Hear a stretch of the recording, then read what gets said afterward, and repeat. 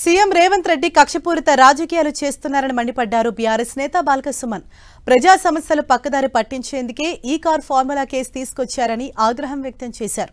గతంలో రేవంత్ రెడ్డి జైలుకు వెళ్లారు కాబట్టి కేటీఆర్ను జైలుకు పంపించాలనే చూస్తున్నారని ఆరోపించారు. ఈ కేసు సీరియల్లా సాగుతోందంటూ సెటైర్లు వేశారు బాల్క సుమన్.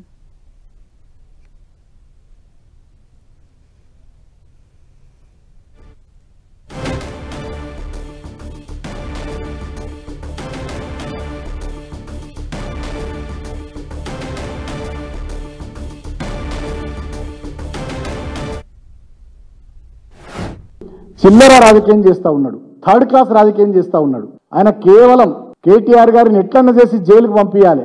గతంలో ఈయన జైలుకు పోయిండు. ఈయనేదో భారత స్వాతంత్ర సమరంలో పాల్గొని జైలుకు పోలే రేవంత్ రెడ్డి. ఈయనేదో తెలంగాణ ఉద్యమంలో రాష్ట్ర సాధన కోసం పోరాటం చేసి జైలుకు పోలే రేవంత్ రెడ్డి.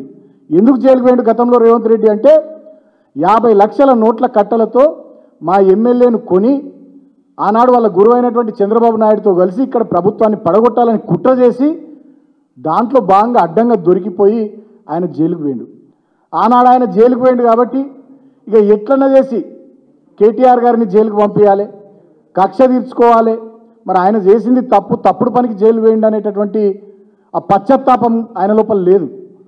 నేను జైలుకు పోయినా కాబట్టి కేటీఆర్ని జైలుకు పంపించాలనేటటువంటి ఒక కుట్రపూరితమైనటువంటి ఆలోచనతో ప్రభుత్వంలోకి వచ్చిన తర్వాత నుండి మొదలుకొని గత ప్రభుత్వ పెద్దల మీద కక్ష సాధింపు చర్యలకే రేవంత్ రెడ్డి మొగ్గు చూపుతా ఉన్నాడు. ప్రజల దృష్టిని, పత్రికల దృష్టిని, మీడియా దృష్టిని మరల్చాలంటే ఏం చేయాలి? మళ్ళొక్కసారి ఫార్ములా ఈ కేసు. ఇది చక్రవాకము మొగల్ రేకులు సీరియల్ లెక్క నడుస్తూనే ఉన్నది. ఇక ఎపిసోడ్లు ఈ ఫార్ములా ఈ కేసు మా ప్రభుత్వం పోయినప్పటి నుంచి, రేవంత్ రెడ్డి ప్రభుత్వం వచ్చినప్పటి నుంచి నడుస్తూనే ఉన్నది.